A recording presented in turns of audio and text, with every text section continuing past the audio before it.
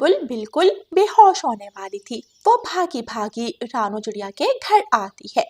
रानू बहन, बहुत गर्मी लग रही है, मैं तो बेहोश हो जाऊंगी ऐसे।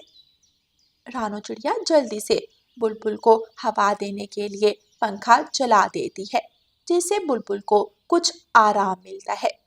लेकिन धीरे धीरे पंखे की हवा भी गर्म होने लगती है। रानू बहन, इस गर्मी का हल निकालो, वरना पक्षी तो गर्मी से बेहोश होने लगेंगे। थोड़ी देर बाद बुलबुल वहां से चली जाती है। उसी जंगल में गुफा में लोमड़ी रहती थी।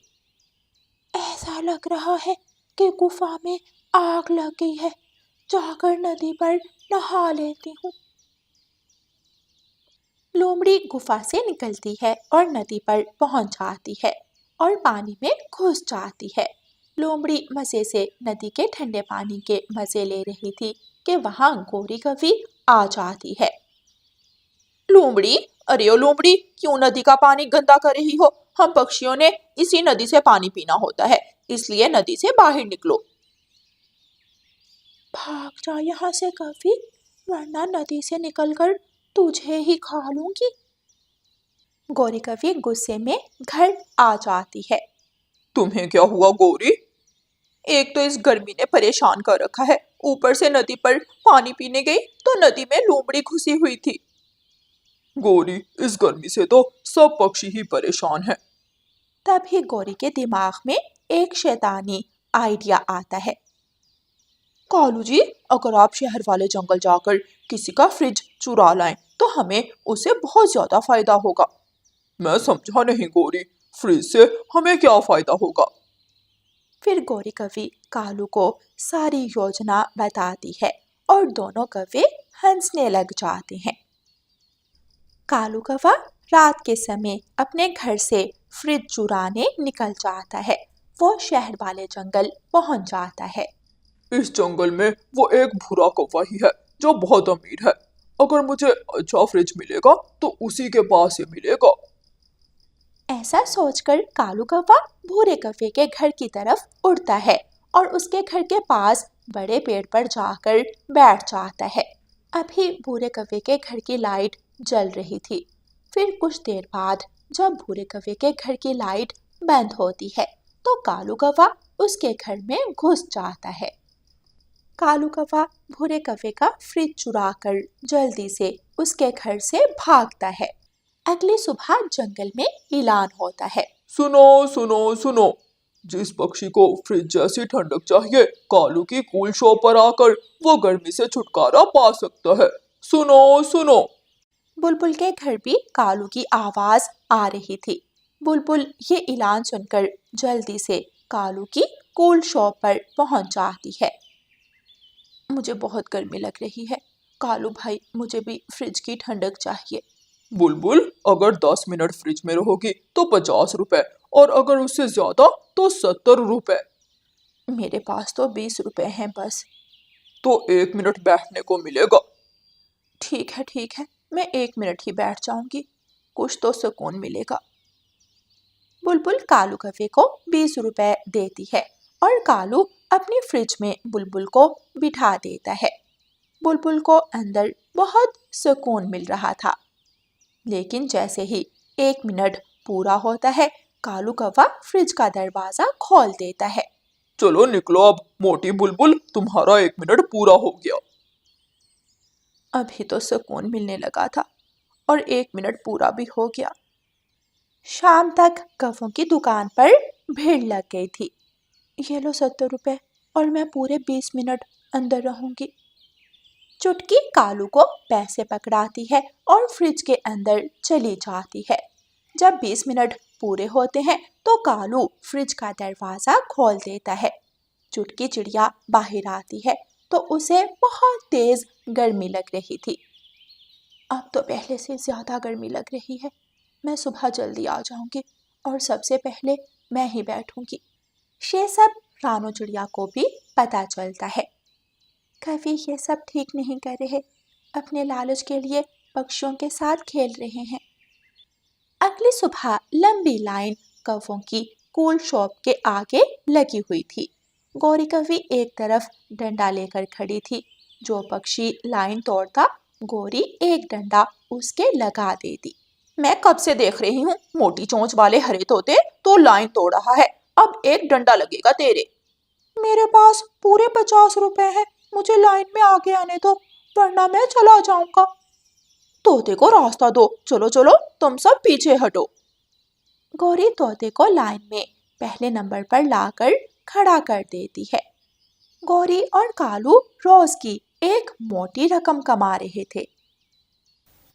ये सब पक्षी तो जैसे पागल हो गए हैं, लगता है इन्हें आदत हो गई है फ्रिज की ठंडक की। रानू चिड़िया कौवों की दुकान के सामने वाले पेड़ पर बैठी पक्षियों को देख रही थी। आगे मैं खड़ा था, अब मेरी बारी है।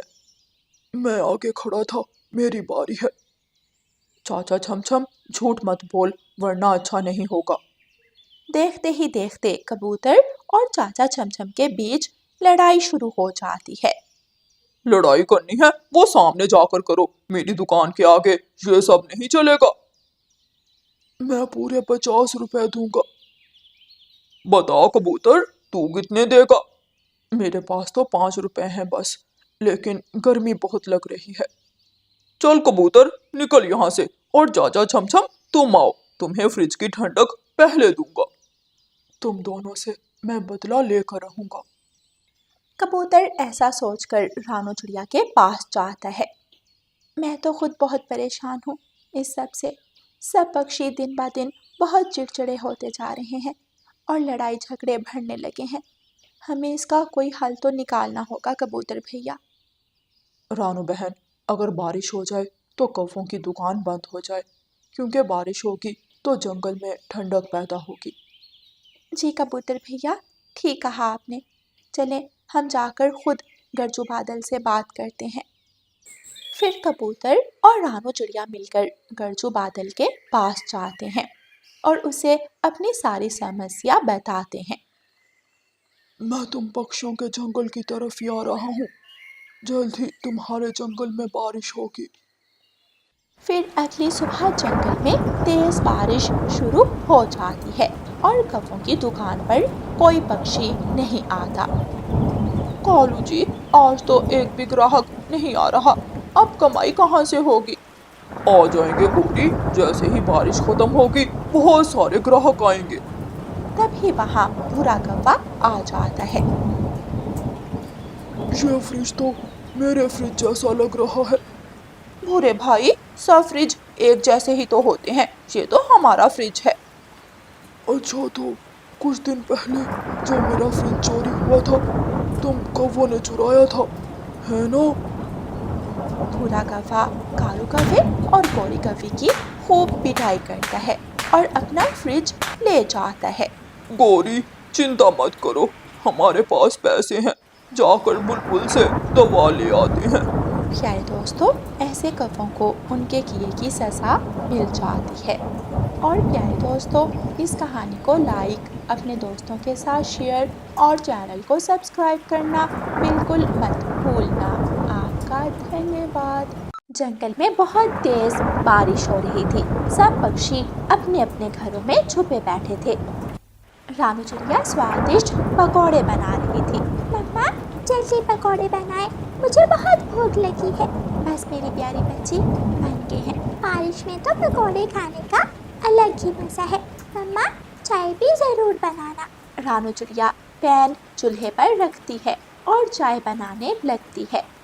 जहाँ सब पक्षी बारिश के मौसम में अपने घरों में आराम से बैठे थे, वहाँ गौरी कौवी और कालू कौवा बहुत परेशान थे। कालू जी, बारिश के मौसम में तो पक्षी घर से भी नहीं निकलते, अब हम किसका भोजन चोरी करें?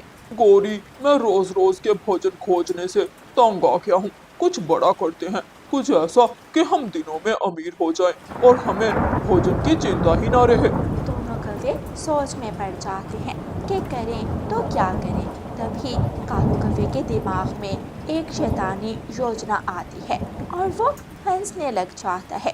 गौरी, पक्षियों के बच्चों के स्कूल अभी बंद नहीं हुए। हाँ कालू, पक्षियों के बच्चे स्कूल जाते हैं, गौरी, पक्षी अपने बच्चों को स्कूल छोड़ने तो जाते हैं, लेकिन वापस वो उस उल्लू की वैन में आते हैं। हमें करना यह है कि फिर कालू कौवा गौरी के कान में अपनी सारी योजना बताता है और दोनों हंसने लग जाते हैं। कालू कौवा और गौरी कौवी उल्लू के घर पहुंच जाते हैं। बताओ कौवा, आज मेरे घर कैसे आना हुआ? उल्लू, ये तो तुम स्कूल वैन चलाते हो, इससे तुम्हें कितने पैसे मिल जाते हैं? बस मुश्किल से महीना चल जाता है, लेकिन कौवा तुम्हें इससे क्या? देखो उल्लू, हमें भी भोजन की बहुत जरूरत है और तुम्हें भी पैसों की। जरा पीछे तो देखो, तुम्हारा घर कैसे टपक रहा है। उल्लू का घर चारों कोनों से बारिश के पानी से टप टप टपक रहा था। तो अब क्या चाहते हो तुम दोनों? देखो, बहुत आसान सा काम है। हम तुम्हारी वैन में से रोज किसी न किसी बच्चे को किडनैप कर लिया करेंगे और फिर उसके माता पिता से अपनी मर्जी के अनुसार अनाज या पैसे मांग लिया करेंगे। और अपने बच्चे के लिए कौन पैसे नहीं देगा? कौवों की बात उल्लू को बहुत पसंद आती है और वो तीनों हंसने लग जाते हैं। अगली सुबह पक्षी अपने बच्चों को स्कूल छोड़ आते हैं। बच्चों, बारिशों का मौसम चल रहा है, 1 हफ्ते बाद स्कूल बंद हो जाएंगे, लेकिन उससे पहले मैं आपको बारिश में घर को मजबूत बनाने के कुछ तरीके बताऊंगा। दिन गुजर जाता है और बच्चों को छुट्टी हो जाती है। सब बच्चे उल्लू की वैन में बैठ जाते हैं। उल्लू एक एक करके सब बच्चों को उनके घर छोड़ देता है।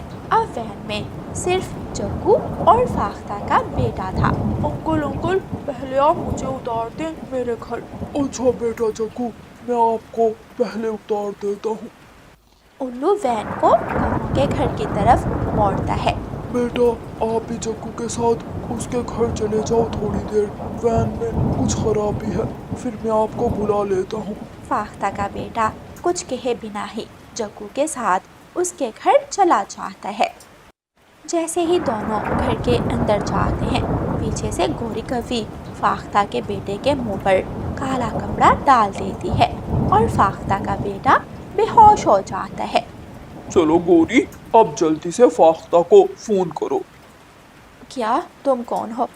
प्लीज मेरे बच्चे को कुछ मत करना, मैं दूंगी, तुम जो मांगोगे मैं दूंगी। तो फिर ठीक है, कल बरगद के बड़े पेड़ के पास 2 बोरी अनाज रख देना और वहीं से अपने बच्चे को उठा लेना। दुष्ट काले कौवे बारिश के उस मौसम में सुबह सुबह जाते हैं और बेचारे फाख्ता के बेटे को बरगद के बड़े पेड़ के नीचे फेंक आते हैं। फाख्ता डरते हुए वहां आती है, 2 बोरी अनाज की रखती है और अपने बेटे को उठाकर ले जाती है। फाख्ता को डर था कि कहीं किडनैपर्स उसके बच्चे को नुकसान ना पहुंचाएं, इसलिए वो कोई चालाकी नहीं करती। ऐसे ही दिन गुजरते रहे और कौवे अनाज जमा करते रहे। वो दोनों मिलकर जंगल के पक्षियों को खूब लूट रहे थे। और हाँ बुलबुल, अगर तूने किसी भी पक्षी को इस बारे में बताया तो तेरे लिए अच्छा नहीं होगा। ये जो भी है, मैं इन्हें छोड़ूंगी नहीं। बुलबुल सीधा पुलिस के पास जाती है और पुलिस को साथ लेकर बरगद के पेड़ के पास जाती है। कौवे बहुत ज्यादा डर गए थे। गौरी, अब हम बस करेंगे। वैसे भी हमारे पास बारिशों का मौसम गुजारने जितना भोजन तो इकट्ठा हो गया है। वैसे भी गौरी और कालू, कल सब बच्चे पक्षियों को छुट्टियां होने वाली है। नहीं नहीं, अभी मैंने उस चिड़िया से अनाज नहीं लिया, बस कल का तो दिन है, हम बस कल करेंगे उस गुड़िया को किडनैप। फिर अगले दिन उल्लू रोज की तरह सब बच्चे पक्षियों को उतार देता है।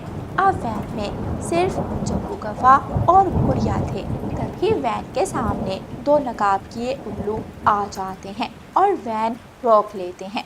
वैन में से बाहर निकलो। उनके पंखों में गन देखकर उल्लू भी डर जाता है और वैन से निकल आता है। डाकू उल्लू अपने साथी को इशारा करता है और वो जग्गू कौवे को पकड़कर ले जाता है। उल्लू अंकल, जग्गू को बचाएं। गुड़िया बेटी, चलो आपको घर छोड़ दूं। गुड़िया को घर छोड़कर उल्लू कौवों के घर पहुंच जाता है। ये तुम्हारे कौन से नए साथी हैं? और तो और वो इतने बेवकूफ़ हैं कि प्रिया की बजाय जग्गू को ही उठा ले गए। अब आज आखिरी दिन था, चलो कोई बात नहीं। कौवों का मुंह तो खुले का खुला ही रह जाता है। उल्लू, तू किसकी बात कर रहा है? हमने किसी भी नए साथी को नहीं मिलाया। मेरे बच्चे को कोई सच में किडनैप करके ले गया है। कौवे रोने लग जाते हैं। वो तीनों पुलिस के पास पहुंच जाते हैं। इंस्पेक्टर साहब, प्लीज मेरे बच्चे को ढूंढने में मैं आपको सब कुछ देने को तैयार हूँ। बस मेरे बेटे को ढूंढ लाएं। हमने अपने माहिर इंस्पेक्टर को इस गैंग को पकड़ने के काम पर लगाया हुआ है, आप फिक्र नहीं करें। वो माहिर इंस्पेक्टर भी वहाँ आ जाता है। सर, अभी खबर मिली है कि वो गैंग सागर वाले जंगल से बाहर जाने का प्लान बना रहा है।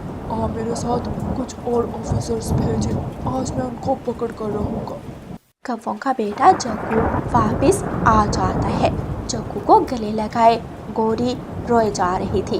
वो सब पक्षियों को उनका भोजन लुटा देती है। कालू, हम मेहनत से भोजन खोज लेंगे, लेकिन अब कोई भी गलत काम नहीं करेंगे। यार दोस्तों, बुराई की सज़ा एक दिन मिल ही जाती है, लेकिन हमें बुरे वक्त से पहले खुद को सुधार लेना चाहिए। और प्यारे दोस्तों, इस कहानी को लाइक, अपने दोस्तों के साथ शेयर और चैनल को सब्सक्राइब करना बिल्कुल मत भूलना। आपका धन्यवाद।